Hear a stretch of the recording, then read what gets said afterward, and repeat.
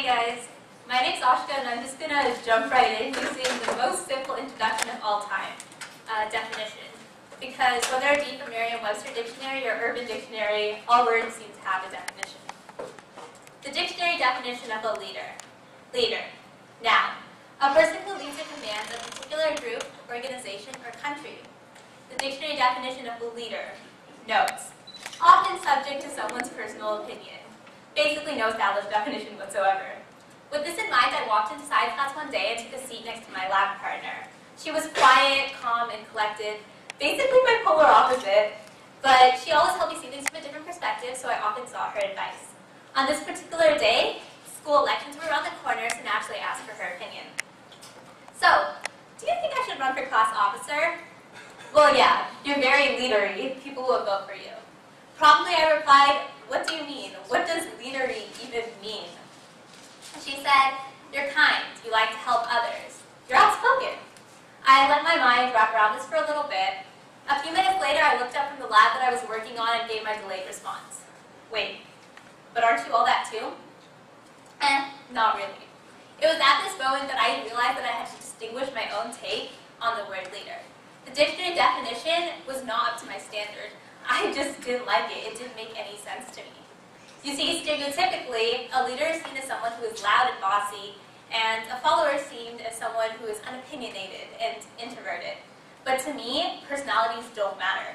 To me, being a leader is someone who just wants to help, who wants to make an impact, who is willing to motivate and encourage others to achieve their own goals along the way. Society has made this common misconception that everyone is a leader or, keyword or, a follower. There is no between. But people fail to understand that there actually is a middle ground. These two actually go hand in hand. There's a little bit of leader and a little bit of follower in every single one of us. That there is a gray area that I like to call the and. A leader is a follower who learns to lead from their leader, how to effectively lead followers by being a follower, and then applies learned methods to lead their own followers as a leader. Did you get that? Probably not. So let me explain. Everyone has someone that they admire. Everyone has someone that they look up to. Followers take the advice given by these leaders and apply it to themselves to be role models to the people that look up to them. Because there are people that look up to them. Even by being a follower, people are learning to lead. And this is the copycat effect. It's what makes us a little bit of both.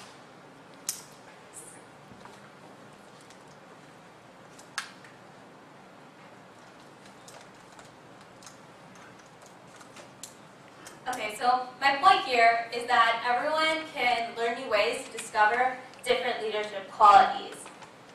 Followers respond to leaders to receive information, and leaders act as followers to learn to lead. They're like lock and key, the perfect fit.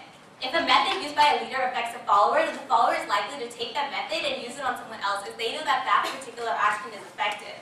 These tactics can be anything from how to go about an idea to how to motivate and encourage someone to speak up about their own opinions. And right now is the prime time for youth in our generation to figure out how to change from the or to the and. You see, statistically speaking, junior high and high school are when we're most prone to make changes to ourselves in the ways that we go about things. In addition, when we enter a new school, we meet new people. These new people become our environment, and we're all products of our environment. This leads to us shaping ourselves in a different way. This is when we find inspiration in diversity, and our rebellious side that you all talk about encourages us and allows us to speak our minds. In fact, according to the Huffington Post, 93% of American parents view the development of strong morals and ethics as a critical responsibility of our K-12 school experience. In short, our choices growing up make us who we will be in the future. And on top of that, high school is when we have the most opportunities. Leadership classes at schools, officer positions in clubs that we're passionate about, captains on sports teams, high school has it all. In this scenario, we can give back to our communities through a power position, through a title in which our peers and members around us are highly encouraged, if not forced, to listen to our ideas. This is the most common way to be a leader, and there's literally nothing wrong with that. But what I want people to understand is that there's more substance than just that. The people that these elected students are impacting are actually taking what they learned and going to use it to help someone else. They are becoming leaders because of a leader's impact. You see, We all change one another. We try to be the good that we see in other people, and we try to adopt traits that we think will make us better suited. It's a natural human instinct. For example, if my friend is listening to this musical artist, I'm likely to check it out too. And likewise, if my best friend says he, she, or they want to go out and express their own opinions, break out of their comfort zone, and actually make an impact, maybe I will take a shot at that too. After all, we're in high school, and if people can trust us to drive cars, they can trust us to change each other for the better. Hell, even parents are starting to trust us to tutor their young children. In this scenario, someone our age is acting as a role model for someone younger than us. And even though they're only impacting one or two people, they're still a leader, and I can't stress that enough. They're using strategies that people they admire once used on them, on our next generation. And maybe this next generation will grow up to be even better leaders than we are because of the tactics that we are implementing into them. I encourage, but this is where we get the chance to make a choice, but the choice to become a leader. And the choice is still an option. I encourage my peers and the people around me in my generation to become true leaders. And if you aren't a student, I still urge you to encourage the youth around you to still make this effort. I think that personality types don't matter. All personality types can and should try to affect other people. All personality types should actually take the step forward because we need more ands. And this is why. I can first-handedly say that I'm a victim of seeing stress in basically everything I do. I'm always stressing about friends and family, sports and college, trying to live my life to the fullest while still maintaining my priorities, that I forget about our future. And right now I'm going to go up blank books that are just like, what do you mean, our future? Isn't college and family your future? Well, yes and no. I mean it in a different way. I mean our future. Collectively, everyone's future, the bigger picture, the long idea. You see, it's important that we begin cultivating our talents, exploring our strengths, and improving upon our weaknesses. We need to view cramming for that test as developing work ethic, new responsibility, traits that will actually make us a leader, looking at the long-term benefit. We need to stop exaggerating situations and actually stop imagining what it's not. We need to figure out what we're learning from it and actually apply it to ourselves. Because our worlds can use all the leaders that we can get. This may come as a shock, but we're sure on what we actually need. Our world is moving fast. We're advancing, we're expanding because we're exploring. Good leadership ensures that groups of people work together effectively and efficiently in order to achieve a common purpose, rather than separate individuals faffing about pursuing their own ends and getting absolutely nowhere. See, we need to start keeping up with the speed that our generation is generating these new ideas. In order to keep up with this, the synergy and alliance of leadership and teamwork must be fulfilled. We need leadership to ensure that we fulfill, if not surpass, the high standards and goals that our aspiring generation is setting for ourselves. Essentially, where there's good leadership, there is progress. And where there's progress, action takes effect. Now, I want you guys to keep in mind that all progress is progress. One step gets you closer to finishing the race than taking no step at all. A minute extra that you spend writing that essay at night will get you 20 words closer to the minimum. And yes, the tiny bite that you take of that Snickers bar will put you 50 calories back in your diet. The butterfly effect is a common word for little things making a big difference. Because yes, little things do matter. If the flap of a butterfly's wing can create a hurricane miles away, imagine what one person stepping up to become a leader can do to an idea. The idea can become something more than that. Like I said earlier, one person, one butterfly, will make progress. To do this, we must take advantage of the opportunities that lay in our path.